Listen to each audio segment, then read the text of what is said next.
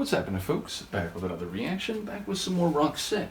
And we're returning to the Have a Nice Day album, 1999. And the next track is Pay the Price, which is a phrase that can go in very different directions, meaning you can pay the price for something desirable, something positive and enjoyable, meaning something that you want to take in your possession, whether that's more figurative or literal, or something which is an experience or an enjoyment that you must pay a price of admission, and thus you must convey some currency, whether that's effort and energy or hope or belief, or more literal currency, I suppose. But of course you can pay the price for a mistake. You can pay the price for a malevolent action, even if it was something emotional and that you did without thinking, even if it was just a brief momentary decision and not reflective of your longer term attitudes and behavior, you may indeed have to pay a price. And on a long enough timeline, I feel like the idea of paying the price is something that is inescapable or inevitable, and that's across the positive negative spectrum. So I don't quite know what to expect here, but I do expect it or predict it to function on multiple levels, maybe using phrases that are about conveying money of some kind, whether, again, that's more figurative or literal, but also relating to emotions and paying the price on an interpersonal level. So let's see what I can pick up on a first listen and how accurate any of that speculation is. This is Roxette, the track is Pay the Price, and it's from their 1999 album, Have a Nice Day.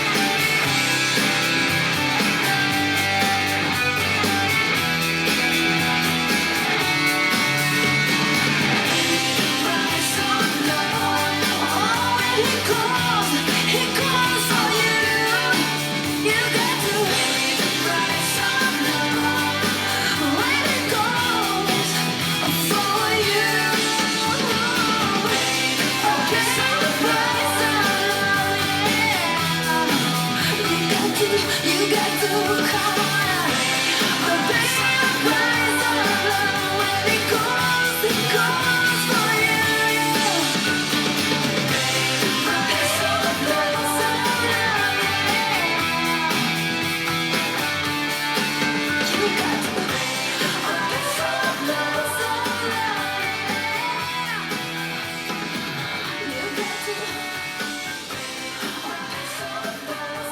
feel like there's still some flourishing and variations happening here as the chorus repeats in this outro, and I noticed that little, very finely tuned piano-esque melody, like single key melody that was also notable in the last part.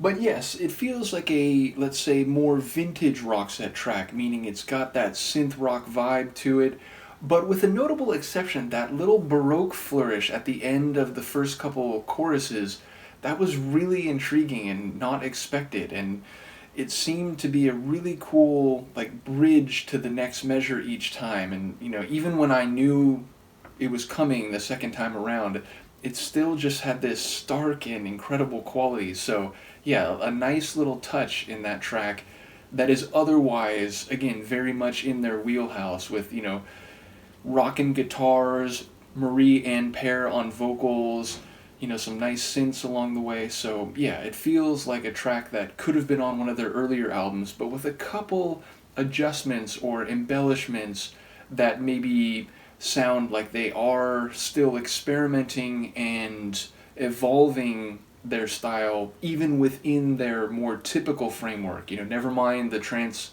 or like dance style tracks, never mind the heavier ballads, the acoustic style tunes. They've gone in all these different avenues that I've heard just so far, but even in their energetic synth rock type of idiom, it feels like there's still some tweaking and some experimentation going on. So I love that Baroque moment. Marie sounding great, of course.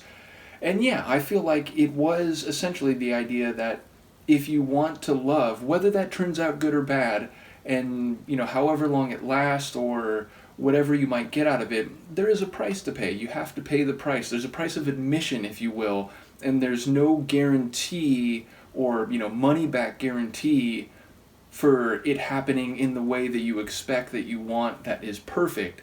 So yeah, it feels like it's just an acknowledgement that to play the game you have to pay the price, and then what happens up to that or after that point is up to the particular dynamic of two specific people, your willpower or energy to persist, to find the right groove and so on. So yeah, it feels like it's just acknowledging that in the world of interpersonal relations and love, there's a price you have to pay. And maybe there's a specific narrative here, like the narrator and another person, which again, when you have Marie Ann Pear on vocals, it feels like it's very easily turned into a dialogue, even if there's been once or twice where I've wondered whether they're both articulating the narrator's point of view despite being two distinct voices, one male, one female. But this one felt like it could be two voices in the same relationship, but acknowledging the same point, the idea that, things may not be perfect and you at least will have to expend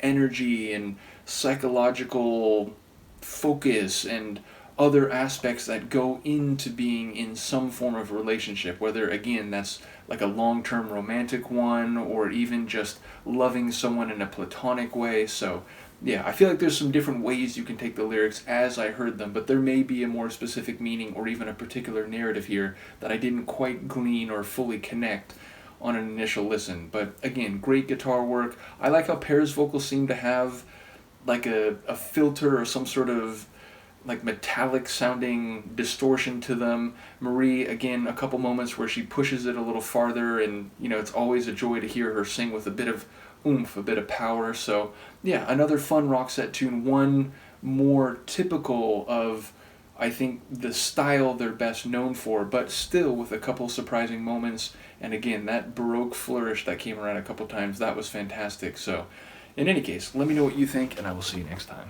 Peace.